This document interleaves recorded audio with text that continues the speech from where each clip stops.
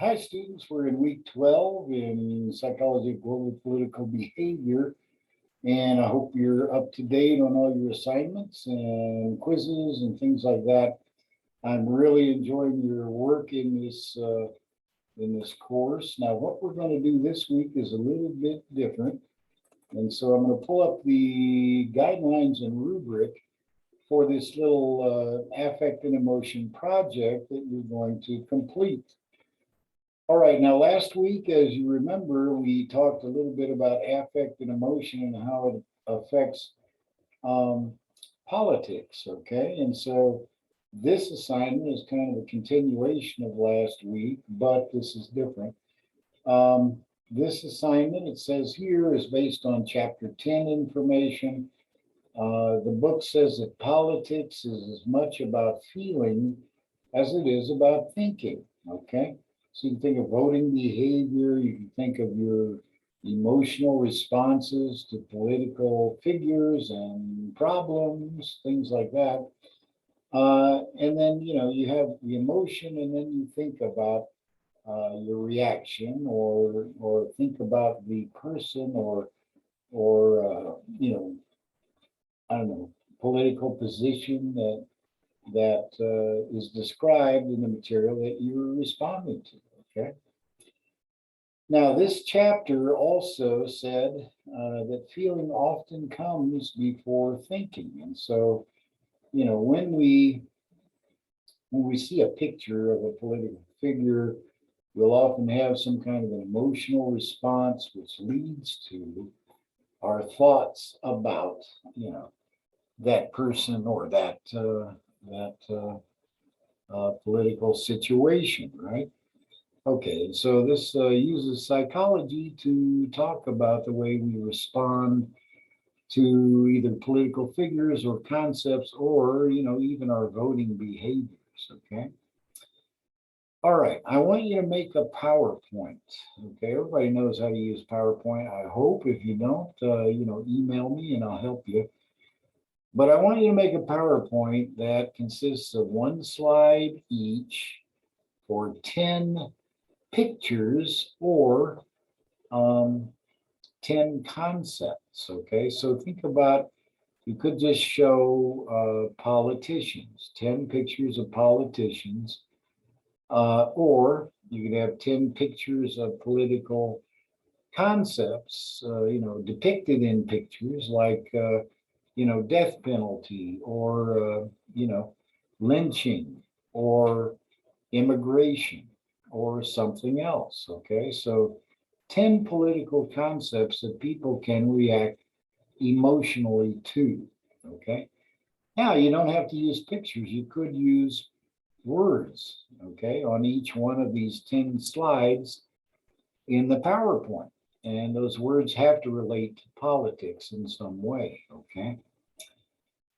All right, so you set this up, and after you make that PowerPoint, you're going to ask three of your family members, or neighbors, or friends, or classmates to participate in your little emotion experiment, okay? And what we're doing, we're going to ask for their consent to participate. And then you'll ask them, hey, can I take short videos of you as you do this experiment? You know, and it may be just their reactions, their emotional reactions to each of the slides that you present, or a few of the slides that you present, or with them talking about what they've seen, okay, and why they reacted the way they did. All right, so number two is think about how you're going to measure their emotional response to each picture or word in your little emotion experiment in the PowerPoint, okay? One way is to give them categories of all the basic emotions, okay? I think there are 7 that are talked about in the psychology literature. So you could write down words that relate to those emotions, those 7 basic emotions, and then ask them to circle or check a box next to the emotion that they felt when they saw the picture or they viewed the word. Okay, that's one possibility. And they have to make their response within 5 seconds of seeing the stimulus, okay, the picture or the word, because you want to get their initial reaction to it, okay, their initial emotional reaction. There are other ways to measure emotional response, and I'm sure that you can be creative in the way you measure their emotional response. But the generally accepted way is just to ask them, what emotion do you feel, right, when you see this picture? Okay.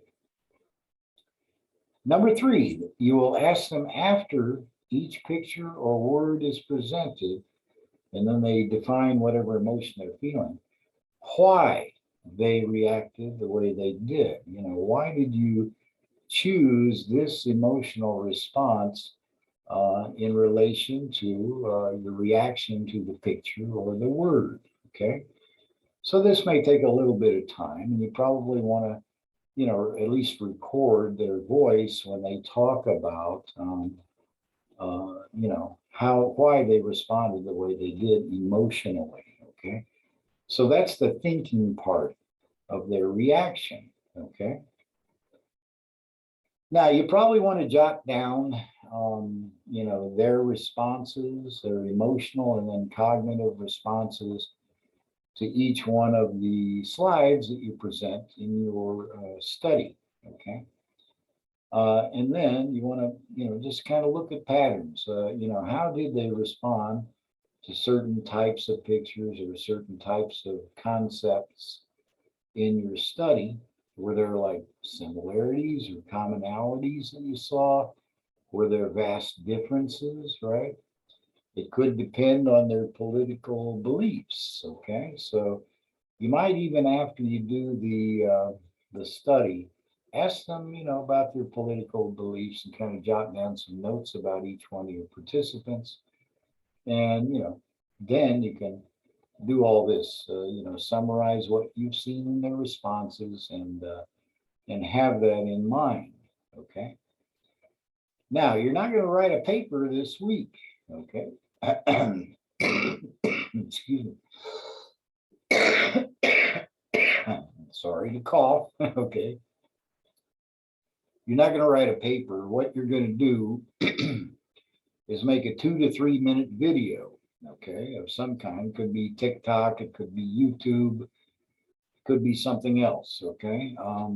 And I want you to show me your creativity, okay? So the first part of the grading for this assignment is going to be your creative approach to presenting your information, okay?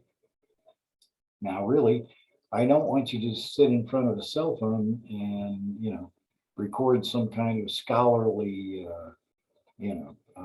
response to all of this that you've done in your emotion experiment. What I want you to do is be a little bit creative, okay? You can dance, you can sing, whatever you want to do. You don't have to do that. But, you could have one of your family members, or your friends be the video subject, right? And then present it that way. So I want you to be creative in whatever you do.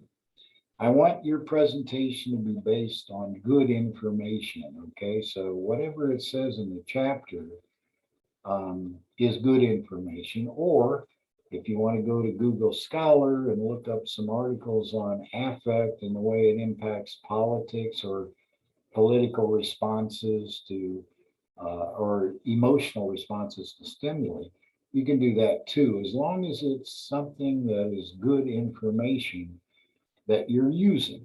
Okay. And then you're going to present the information you found in your short study. You could compile, just small segments showing your participants' emotional reactions, and then small parts of their discussion of why they chose their emotional reaction to certain stimuli. Okay, and you can kind of piece those together in a video, a short video. Okay. Whatever you do, I want you to submit the link to your video on the assignment link in Canvas for this assignment. Okay. And so make sure that, you have all the information that you need put together in one video, okay, in a TikTok, in a YouTube, and then submit the link to those, okay, only. I don't want to see the video because those videos are big, right? Usually. And so you probably want to upload it either to, TikTok or YouTube, okay, for this assignment. Now, video editing, okay, there's lots of video editing software on the internet that are free, okay. Some of them will show a watermark or something, but you can find video editing software that is free, and you can put together, a nicely edited video, maybe with music in the background or whatever you want to do, um, and then submit it. Okay. I want to see your creativity for this project. It's going to take some time, of course. You want to get started right away, but I'd like to see what you can do with this project. Okay. So it's not a paper, it's a video. All right. Okay. If you have any questions at all, email me, call me, whatever you want to do, and I'll help you out. Okay. All right, very good. That's all for this week, and I shall see you. Oh, no. Oh, yeah. I shall see you again next week. So take care and have fun this week. All right.